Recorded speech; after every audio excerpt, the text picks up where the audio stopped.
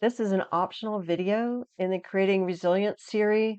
I labeled it 20B because you do not necessarily have to do this video. It's really geared for people that have experienced a lot of trauma and loss and stress in their life.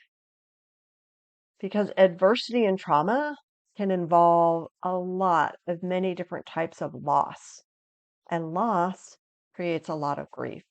So it's important to follow up with what we talked about in the 20th video, that sometimes anger can hide grief and anger can hide shame.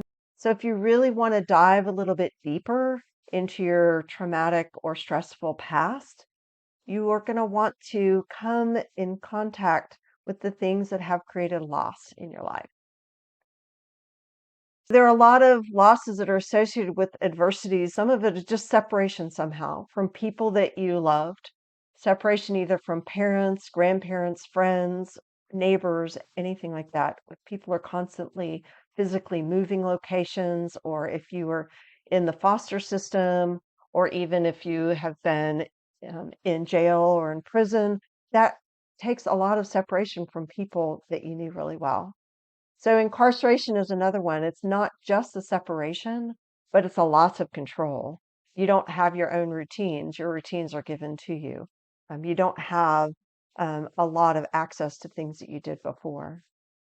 Divorce is another type of separation, but it's a more permanent one that creates a lot of change in your life, especially if both parents stay involved. Then there might be two different households, and just even moving from one household to the other, you have loss coming all the time because maybe you leave a favorite toy at one house or the other.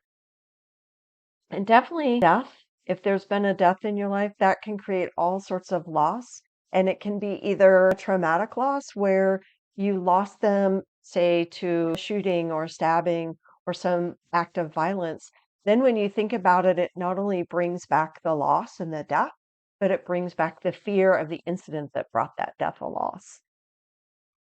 Homelessness creates all sorts of different types of losses. If you think about if you've been homeless, you lose a lot of things. You lose routine, you lose items that you had, you often lose your identity and who you are. People just kind of lump you into somebody that is homeless, and they create their own stereotypes about that.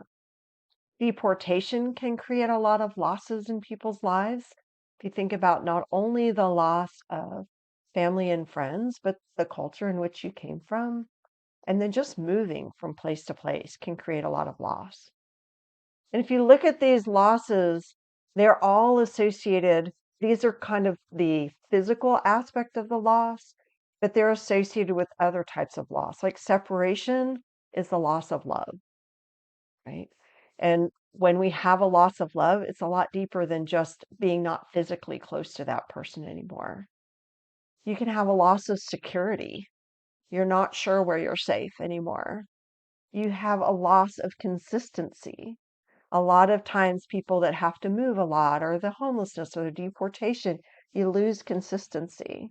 You might lose a mentor, somebody that was really helping you, and you felt that they were a strong support person. And when one of these losses has occurred, you've moved or you've become separated, there's a divorce, you lose a mentor. You might lose physical items. I remember a child in our school never wanted to put his backpack on the hook in the classroom. He wanted it with me.